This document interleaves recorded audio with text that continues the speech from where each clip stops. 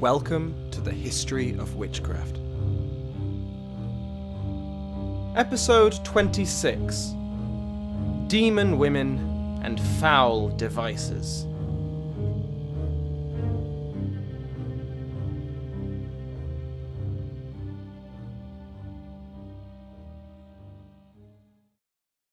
You are too dull a devil to be trusted forth in those parts, Pug, upon any affair that may concern our name on earth. It is not everyone's work. The state of hell must care whom it employs, in point of reputation here about London. You would make, I think, an agent to be sent for Lancashire proper enough. Satan, managing his minions' expectations in Ben Jonson's comedy, The Devil is an Ass. Welcome back to the History of Witchcraft podcast. Last week, we covered the later reign of James VI of Scotland and the entire reign of James I of England. I speak, of course, about the same person, James Stuart, who would probably prefer to be called James I of Great Britain. Unfortunately for His Majesty, Parliament won that particular fight, while they narrowly avoided getting quite thoroughly exploded in one of the plots against the King's life. James would do his utmost to avoid both Parliament and foreign wars throughout his time in England, and while he didn't dodge them entirely, his reign was largely peaceful and largely without Parliament. I also realised, after publishing last week's episode, that I'd missed some of the most notable events of Jacobean England: colonisation. Specifically, the plantations in Ireland and the settlements in the New World. Because of course I did. For now, though, you'll just have to settle, pun not intended, to know that they happened. I will return to English colonisation in a future episode, either when we look at witchcraft in the New World, or in a completely different context. You'll just have to wait and see. As we touched on last week, James oversaw the enactment of the harshest anti-witchcraft law that England would ever see, and one that would remain in force for over a century, finally being overturned by the 1735 Act, which criminalised the act of accusing someone of witchcraft. Quite a reversal of the situation, I have to say. Anyway, the Jacobean Act has been traditionally seen as the superstitious James enforcing the standards he was used to in Scotland, and there's certainly an element of this in effect. Yet, James was not the zealot he had been just 10 years earlier. He had mellowed somewhat, and gained a certain level of scepticism. There were still hardliners in his government, of course, most notably Sir Edward Coke and Sir Edmund Anderson, but the Anglican Church was in the midst of its own controversy over witchcraft, particularly over the methods used by both Catholic recalcitrants and Puritan preachers to root out the devil. The King's growing scepticism, his volte-face, as Ronald Holmes puts it, can be seen from a number of different ways. With parallels to the North Berwick trials, James takes a personal interest in a number of witchcraft trials over the next 2 decades. And yet the results could not be more different, with a number of suspects being acquitted only after the king personally examined both the supposed witches and their accusers. James's court also included a number of notable skeptics, who surely played some role on the king's changing views. Samuel Harsnet, the future Archbishop of York, had been a relentless critic of the Puritan exorcist John Darrell, and Harsnet would go on to expose a cabal of Jesuits who had been conducting their own spiritual purgings in 1603. Francis Bacon was James's Lord Chancellor, and he would write that, quote, "Witches themselves are imaginative, and believed oft-times they do what they do not." End quote. Queen Anne's reader, John Florio, translated the essays of Michel de Montagny, the French philosopher who was quite critical of witch hunts, into English. In 1616, Ben Jonson would publish his play, The Devil is an Ass, which treats the devil with scorn and mocks those who believe in his powers on earth. In his sights are witch hunters and magistrates that jump at the chance to hang their suspects. One character, a businessman heavily in debt, tricks his creditors by pretending to be possessed, while the devil himself appears in the play, gets outwitted by the humans, and is arrested and sent to Newgate prison. James was Jonson's patron, and it is highly likely that by this point James would be laughing at the naive and gullible magistrates just as much as the next guy. Now, this is making a number of assumptions. Holmes argues that Florio must have been in agreement with Montagny in order to translate his work, and that he was in enough favour with James to speak his mind. Now, I'm not convinced by this argument. Florio may have been commissioned to translate the essays, so his personal feelings would have had no role to play. Montagny also wrote many essays, and it's highly unlikely that Florio was in agreement with all of his ideas, so to single out his views on witchcraft seems a bit odd. Also impossible to know is whether Florio, if he had chosen to translate the essays because of his firm agreement with their contents, would have raised them with James. James was scholarly, yes, but he could already read French, so there was no great revelation from an English translation. If he wanted to read Montagny, he could read Montagny in its original script. Yet James would nevertheless show a growing level of skepticism over the course of his English reign. We'll begin our examination of Jacobean trials with the case of Elizabeth Jackson in 1603. Now, this is in the final years of the reign of Elizabeth, but it's helpful to illustrate the value of pamphlets for our understanding of Elizabethan and Jacobean society. For this, I'm primarily using Stephen Bradwell's pamphlet, Mary Glover's Late Woeful Case. Mary Glover was a young girl who had visited Elizabeth Jackson's house on an errand for her mother. Unfortunately for young Mary, Jackson held a grudge against the girl for, quote, discovering to one of her mistresses a certain fashion of her subtle and importunate begging, end quote. Closing the door, Jackson trapped Mary in the house and threatened her for over an hour, loud enough that many neighbours could hear Jackson's threats, including Mary's uncle, Sheriff Glover. Sheriff, by the way, wasn't his name, that was his job, which will play a role. Eventually, Mary was allowed to leave, but when Mary's mother, Guthrun, heard of the verbal abuse her daughter had been subjected to, she confronted Jackson. Jackson then denied having ever threatened the girl, and is so enraged by the accusation that she threatens Guthrun. Quote, you do not have crosses now, but I hope you shall have as many crosses as ever fell upon women and children. Can you guess what happened then? Well, Mary Glover, the little poppet, fell ill. Described as fits, Mary remained afflicted for over 3 months. They seem to have begun after the Jackson visit to the Glover household purportedly to see Guthrun. When Mary told her that, sorry, Mum's not home, Jackson left, but when Mary went back to her food, her throat had become so swollen that she couldn't eat. Jackson, probably feeling guilty for shouting at the girl, if indeed she had, or at the very least taking pity on the sick child, sent her an orange. Now, I'm under the impression that oranges were quite the luxury in England at this time, and Mary certainly treats it as such. Instead of, say, eating it, she spends the day holding it and smelling it, making the most of this sweet treat. Unfortunately for Jackson, her benevolent gesture goes awry when Mary's, quote, hand, arm, and whole side was, quote, deprived of feeling and moving. Things only got worse when, on 2 occasions, Jackson happened upon Mary in public, whereupon Mary collapsed in a fit. Following this, numerous witnesses gathered around Mary, and Jackson was brought before her. When she is, Mary has another fit, and an eerie voice sounds from her nostrils. Hang her, hang her. Among the witnesses was an alderman, a knight, and a noblewoman. When Jackson appears surprised and shocked by the girl's reaction, quote, all present believe she is lying, end quote. Now, a few of these events have logical causes. In the case of the orange, it's possible that this was just a case of a young girl, sick with some kind of fever, being so exhausted that the repeated use of her arm was too much. The fits could either be staged, as it wouldn't be the first or last time that a child is coerced into something like this, or a genuine mental reaction to seeing the woman who, she fervently believes, wishes her harm. The spectral voice, of course, could be Mary repeating what her parents told her to say. The crowd was not on her side and expected the worst of Jackson. Yet Jackson was not alone. The Bishop of London, Richard Bancroft, was said to be sympathetic to the suspected witch, possibly as the policy of the Anglican Church regarding witchcraft was so heated.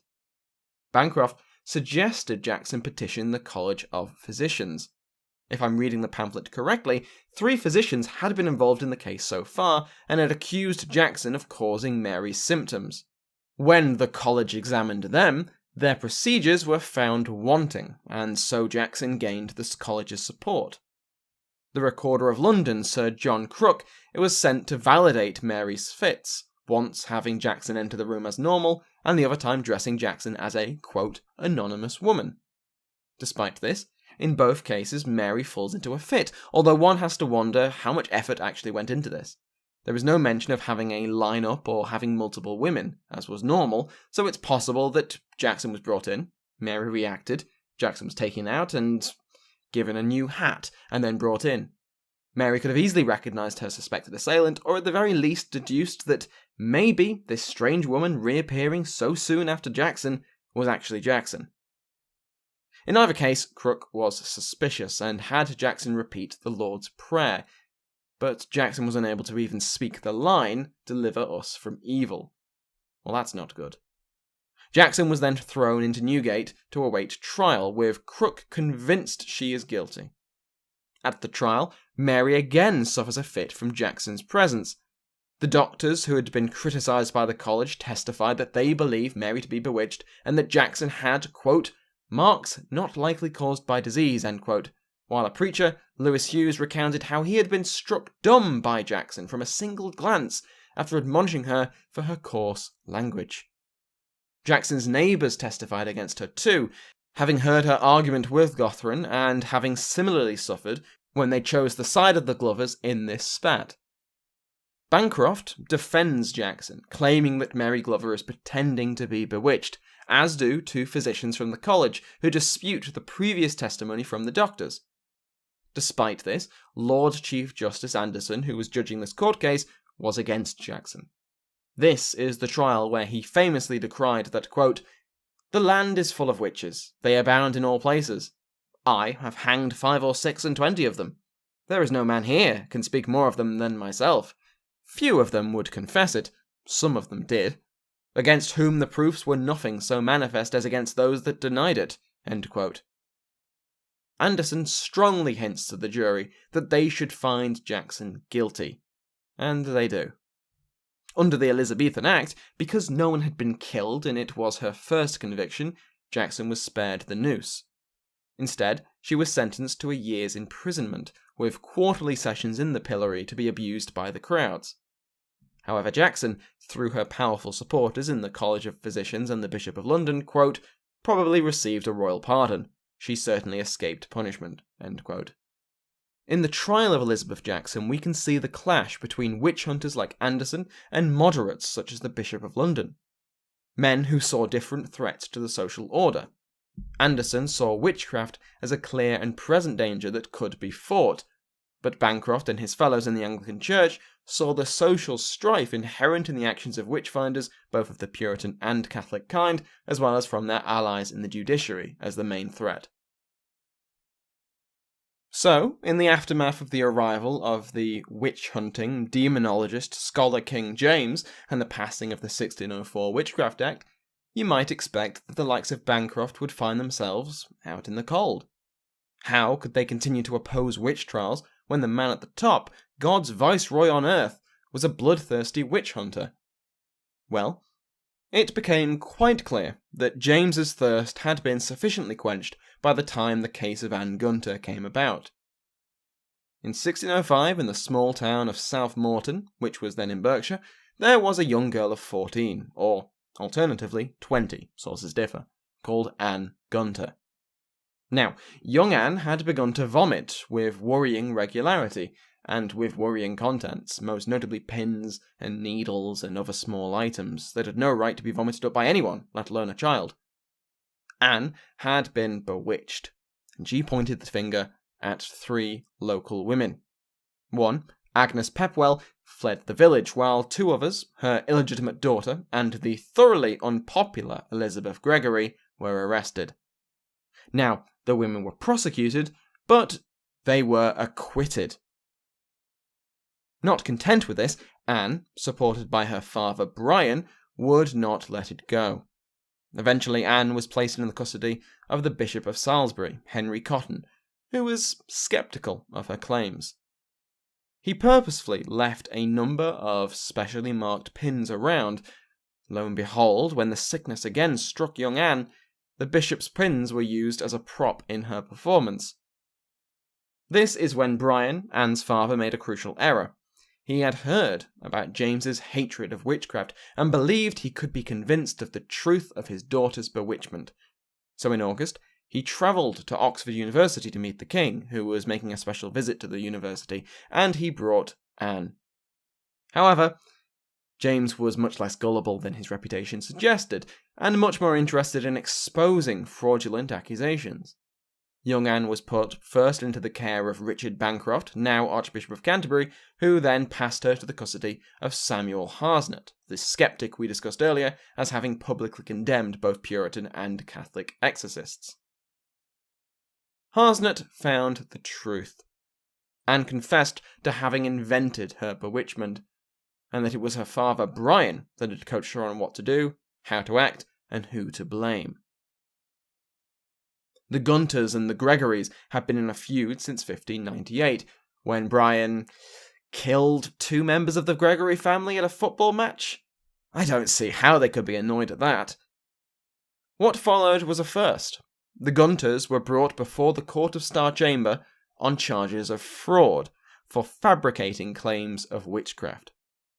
More interestingly, this trial was headed by the Attorney General, Sir Edward Coke, the advocate of witch trials that we've spoken of previously. Roughly 60 witnesses were questioned. Brian Gunter used his connections at Oxford to have several leading academics testify in his favour, including a doctor who would become Shakespeare's son-in-law. Historian James Sharp, who has done a wonderful amount of research on this case, found the social motives for the case. He used wills, manorial records, and local church records to discover that the village's lord was rarely there, and so it was instead run by 5 families, and the Gregorys were one of them. The Gunters were not. The Gunters were interlopers, arriving in 1587, and Brian immediately made himself known as difficult. He'd gone to court against the absentee lord over some legal wrangling, and had already found himself in Star Chamber after the 5 families of Morton complained to the king about his violent behaviour. After this case, the case involving his daughter, Brian would again be in the Star Chamber, facing accusations of assault against a vicar and his wife. He was in his 80s at this point. So the man was difficult. Court records of Anne's account suggest that he was no better to his family. Anne was drugged, beaten, threatened, sworn to secrecy over this ploy, and dragged kicking and screaming out of a neighbour's house where she'd fled before being beaten in the street. All of this recounted in detail in front of the king, the Attorney General, the Bishop of Salisbury, Francis Stuart, and countless visiting nobles, clergy, and gentry, all attracted by the spectacle of this trial. Sadly, Professor Sharp was unable to find out the result of this trial. The records appear to have been lost.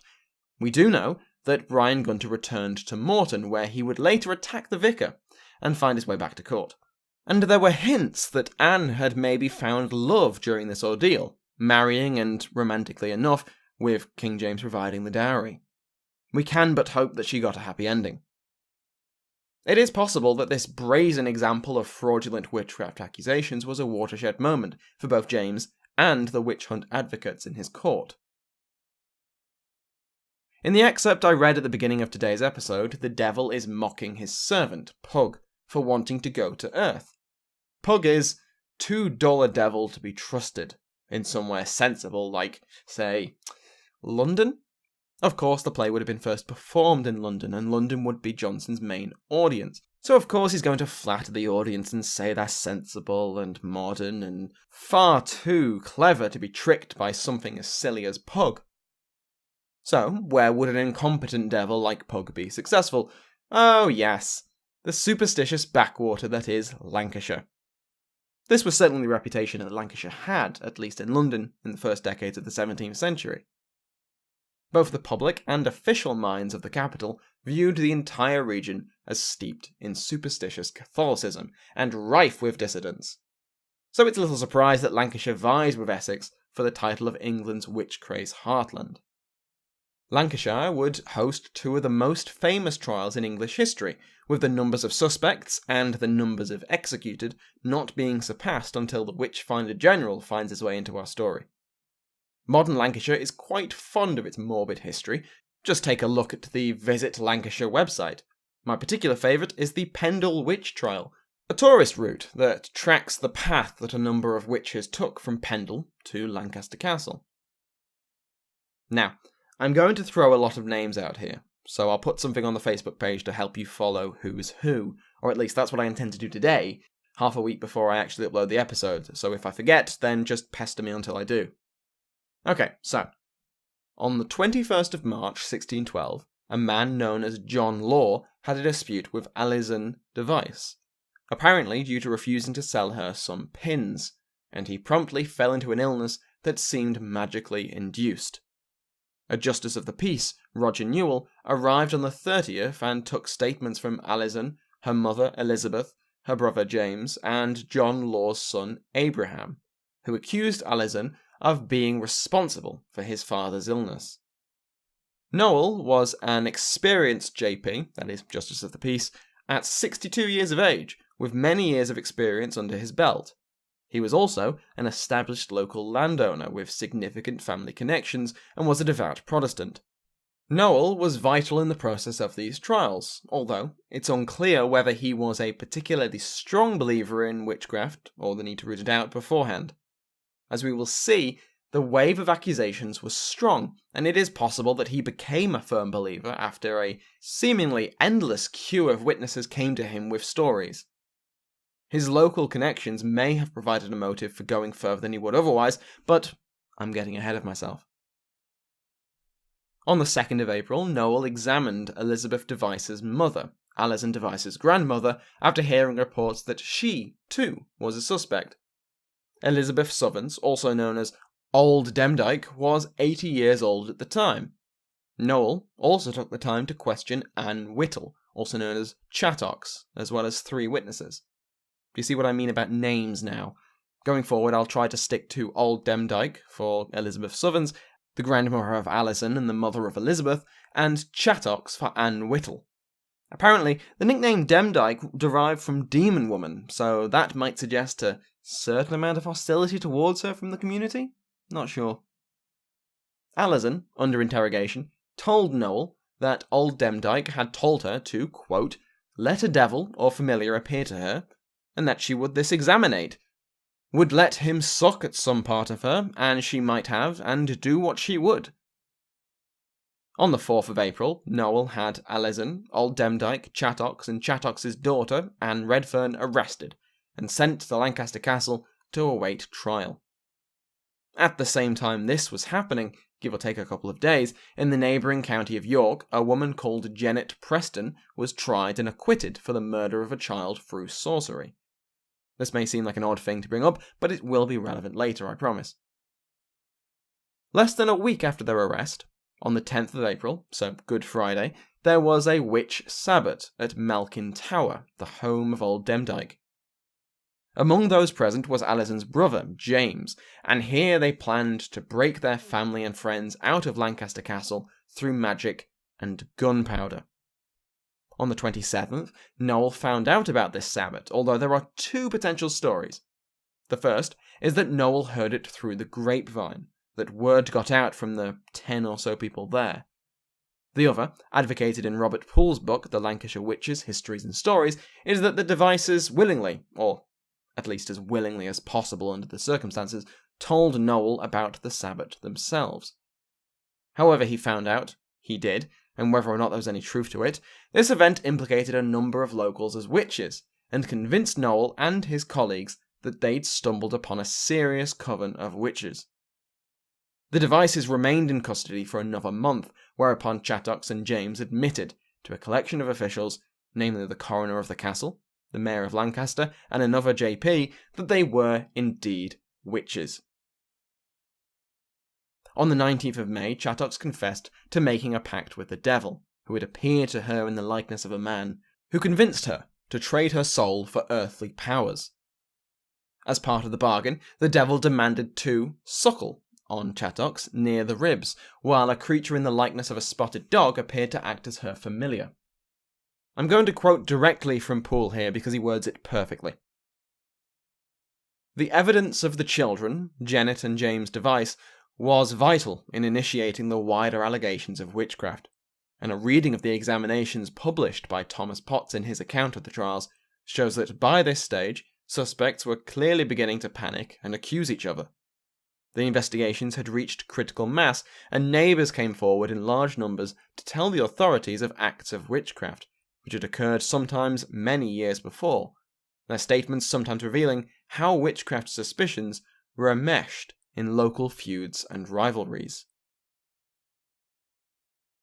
The Thomas Potts, who Dr. Poole refers to, is the author of an account of the trial, who provides much of the information we know about these events.